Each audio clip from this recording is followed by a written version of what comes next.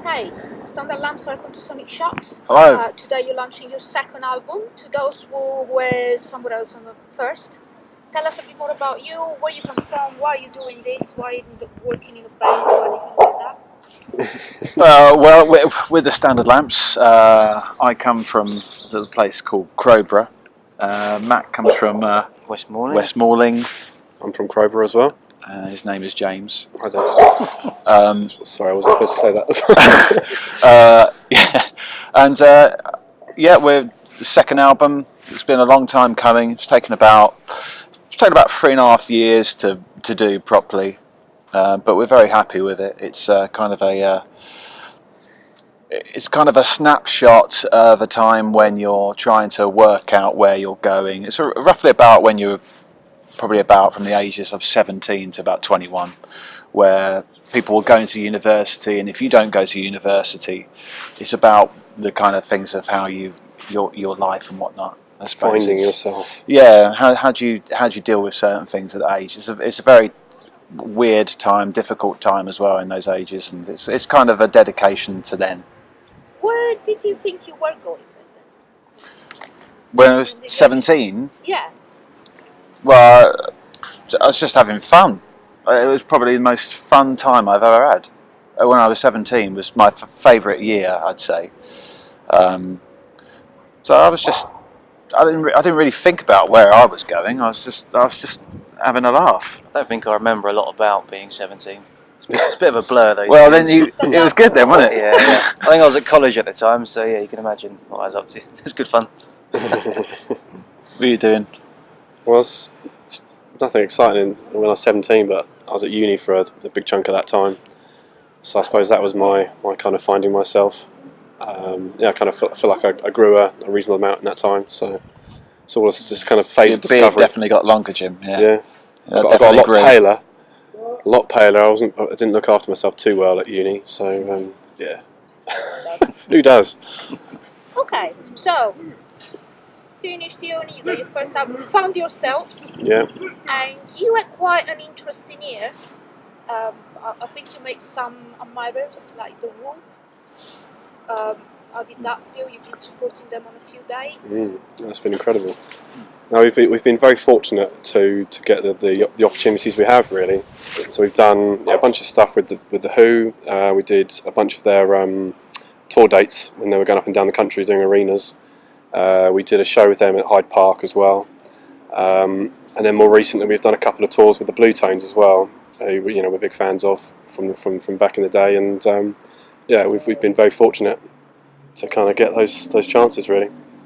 Yeah, it doesn't happen very often to an unsigned band. Normally there's something behind it, but to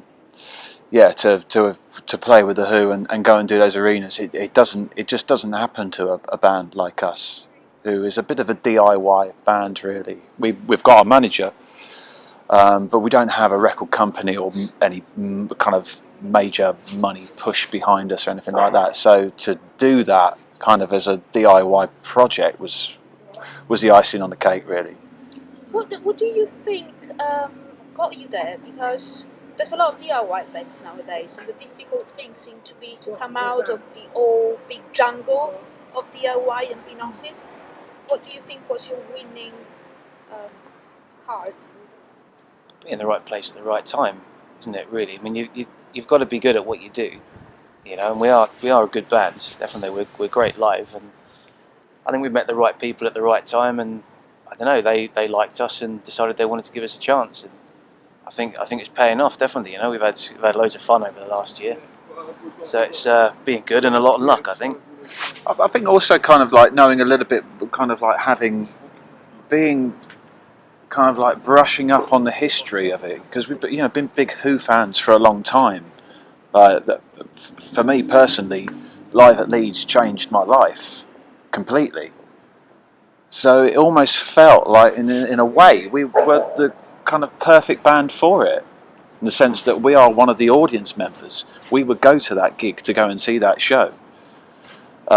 So who better to be on a stage but somebody who knows who they're supporting? So you were a member of the audience to Who. was a member of the audience who stand the lamps? Is there? Usual fan who comes to your gigs. We do have, yeah, we have fans, yeah. It was a I think it's very varied actually, which is one of the great things about what we do. Is there's so many different styles and different types of song that it can appeal to a lot of different age groups, different genders, and all sorts. So you end up with quite an eclectic mixture of people in an audience normally, and the demographics gradually going younger as well. We're getting a few sort of younger fans, which is cool as well. Yeah. So yeah, it's all going in the right direction. I think the time is right as well. When you look at kind of like, there's a lot of, because we've got a lot of gigs up and down the country in the last 2 years, and we see a lot of kind of bands that are either supporting us or supporting who we're playing with, and a lot of them seem to be kind of like going back to the 90s in a way. And there's a strong 90s thing going for our music, because that's when we grew up, and that's the kind of music that we love. So I think the timing's quite good at the moment, and that's bringing the younger audience to our gigs. Whereas you go back maybe 6 years ago, that wouldn't have been the case. So this could be the album for you. Could well be the breaker. Fingers crossed. Who knows? As long as it's good, who cares? It's made in 2 parts, kind of. The album? Yeah, the album. No, not really. It's but the way that the first album and the second album are made to have, as if you were turning over a record. Unfortunately, we can't get the records made because they're expensive. But I think that the albums are kind of sequenced in the way that you classic albums have been done. With the flow of the tracks goes in a certain way because of the limitations of vinyl, and it works really well. So we've kind of tried to emulate that a little bit with the digital version of it. Yeah, and you can always add in an extra couple of seconds of silence in between, which will give it more of that feeling to somebody who's listening to it on CD anyhow. Okay, let's talk a bit more in depth about this album. It was mixed by Genting. How did you get to work with him? He's got some pretty good names on his CV. How did we get to work with him? How did you get him involved? How was working with him? He was a recommendation, and he was recommended to you. He was recommended, yeah. So we saw what he'd done as well. So and we were very happy with what we'd heard he'd done as well. So he seemed like a good man for the job. Really, it was a recommendation, and I think it's worked out really nicely. Musically, where would you put this album? I know everybody hates labels, but to people who don't know you, what can we expect? It's a rock album, really. It's got all kinds of different rock, but it is still a rock album. It's got melodic rock, it's got hard rock, it's got blues rock, it's got folk rock, it's got Fraggle rock, the lot. Okay. This album has a meaning, it's not just put there casually. It has quite a story. I'd like to go track by track, if that's okay. Starting with the title track, which opens the album. Can you tell me about it? It seems like a right opening track, really. It's about it's about basically kind of like a relationship breaking up, and kind of like the whole kind of you can go on and do your own thing, and I won't be jealous or anything like that. But secretly, there'll always be a little bit of that in there. So it kind of sets up that whole kind of when you're young, you're in a relationship for like 2 weeks or something like that. When you're 17, it's pretty much that. It's an adolescent love song, really. The Modern World. That is about that's about basically somebody whose ex-lover happens to be a model, and they now see their ex-lover's face all over the place. It's on tube stations. It was kind of a mix mash of stuff, really. Just lots of different images which came in and wrote them down. No. But I know a guy I work with, his missus is a model. So I kind of thought, well, I'd try and write about that. So write about something different. Dim and dismal. Yeah. It's about trying to get out of where you're at that age. Really. Cats and dogs. It's about drugs. Like if you're growing up in a small town or something like that, and not Crowborough, which is kind of like you've exhausted what you can do, then it depends how far you would take with drugs or anything like that. But it is basically trying to change your surroundings, but actually getting freaked out by them and saying you've got to get out. Okay. Carry on dreaming. Is it still about the drugs? No. I might pass the drug stage now.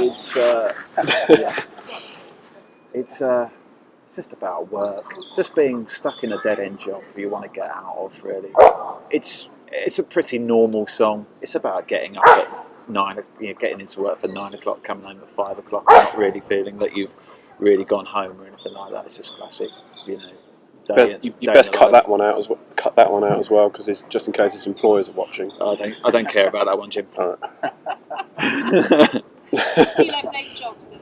Oh yeah. Yeah. We're workers. Oh yes. Bigger things. That one I really hope is not about drugs. No, bigger things is about it's going back to that whole kind of like the long lost love feeling, in the sense that you're kind of like, well, what's somebody doing now, and all of that kind of stuff. Really, it's about those relationships in which you move on and you do other things, and those bigger things getting in the way, and it's just about that whole period. Okay, let's turn the record. Yeah. Sadly, living with mum and dad. I'm really curious about this. Yeah. Well, That's what it says on the tin, really, isn't it? That's about going out somewhere, going off on your own, and then not having any money to survive there, so you go home with mum and dad.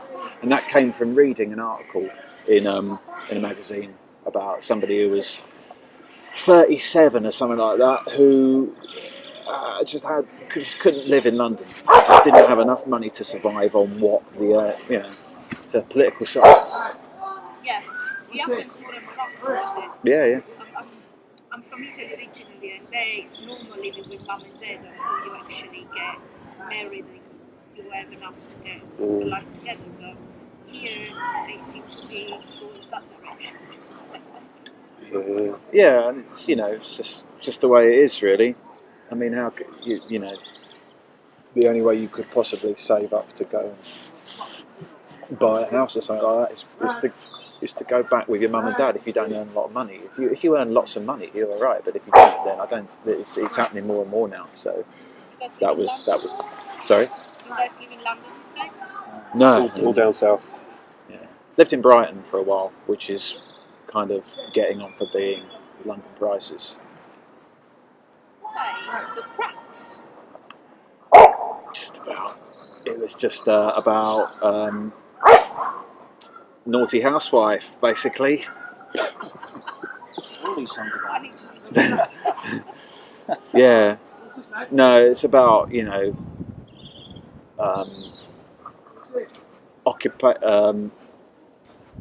job over things that matter, like relationships. Won't be long. It Won't Be Long was not written for the Standard Lamps. It was written for somebody else. But basically, again, it's about trying to get out of where you've gone back to. Find something better was the working title of it, and that's basically what it is. You're going back to the place you don't particularly want to be at because you're forced to, and then just kind of like you won't fall back into that trap again. It's about not falling back into a trap. 12:15. Just about meeting somebody on the corner at 12:15, and they don't ever show. So Being stood up. Yeah. Dealers? So, well, it could be, but apparently, unless you want to take your dealer out for a coffee and take them somewhere they've never seen, then yeah. Not a personal experience. But do you work anytime Okay, you don't listen to your records anymore. Says what it's on the tin, doesn't it? No, it's fine. It's fine because things are changing now, aren't they? I suppose that's the only other one which is basically a case of kind of like all the record shops was shutting down. That it was kind of written about that really. You mentioned not being able to do vinyl. We talked about the two sides because it's too expensive. Yeah. If it was possible, would you like to release your albums on vinyl? Oh yeah, we'd love to. So this is where you can phone the number which is going across the screen now. Text Standard Lamps vinyl. Give us your money. Or just buy lots of our merchandise and then we'll be able to afford to do it. Yeah. One day. We have got some vinyl available, but it's like a live EP we did some time ago. Yeah. So it is nice to get some stuff on vinyl. Oh yeah. So if you want to get any of your stuff, records, but also tissues, if you have any, the old vinyl you've got. Yeah. The best bet is thestandardlamps.com and everything's on there. That's awesome. Yeah. Or for the new album, the best places to go is you can get it online. You can get it on Amazon, HMV online, or it is available in all your HMV stores, and it is available at the majority of your independent stores as well. So it's a case of who you're going to support. Either way, you're supporting us. That's the main thing. There you go. At least it's in the stores, which is something these days, isn't it? Yeah. You do listen to your records anymore. You listen to your records. You do listen to your CDs. Okay, so in all this going back and try to get away again, are you happy where you are now? Do you feel you left that place? Yeah, but I don't feel any different than I felt when I was 17 or 18, really. Yeah, I don't think it's particularly about kind of leaving that place.